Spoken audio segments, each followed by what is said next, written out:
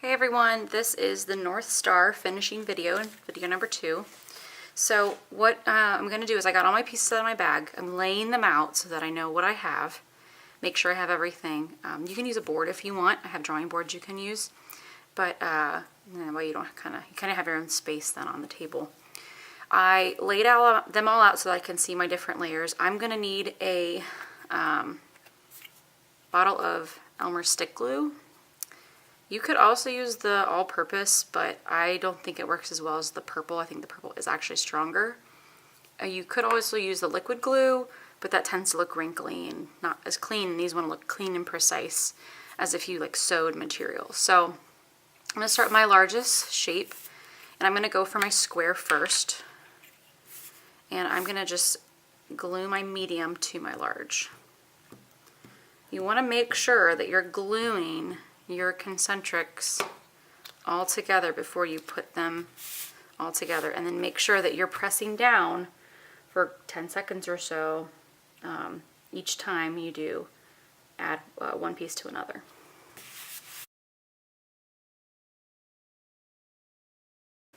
Make sure your hands are clean because you could get smudges and stuff on it if you're not careful. I'm going to set this aside and I'm going to move on to my triangles. I would set them out in the direction that they're supposed to go on here because it is going to matter. They cannot go all the same direction. So what I'm going to do is I'm looking at my design. You guys have that whole sheet that I gave you. I'm going to look at my design to see exactly how they should be angled for this one. And then I'm going to make them concentric because otherwise you're going to be in a little bit of a pickle. Alright, so I know that's how I need to start them. Now I'm going to make them concentric, add my pink and my yellow.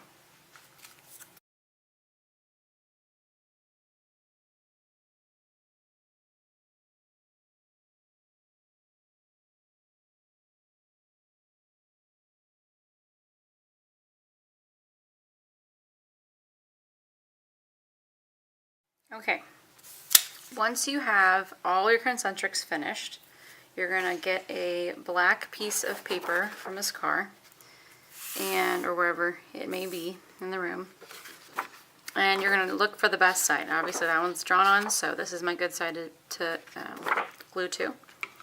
I want to flip it to the bad side, and I'm going to use a white colored pencil to write my name. Very important. And I'm going to write my class code. So for this one I'm going to write, I'll write ball for your class teacher name, flip it over, doesn't matter if that's upside down or not. And what you're going to do is I would start with your square, okay? And what you want to do is center it as best as you possibly can because it is important to line up for the triangles. So if you're struggling and you don't think you can do it, please come and see me, and I will help you as much as possible. Press that down for good 10 seconds or so. Okay, and then I'm going to start transferring this onto here. So I'm just going to take them one at a time and attach them.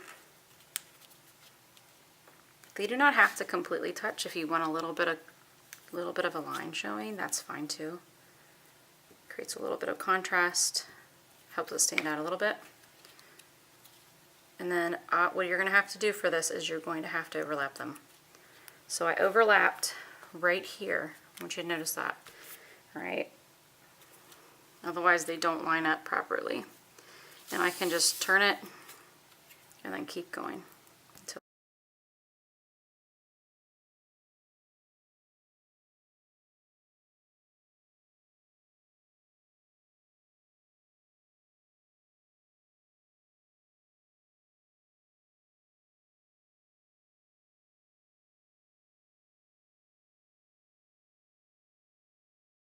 Alright, once you get that done, you need to flip it over onto a clean surface. You can take what's called a Baron.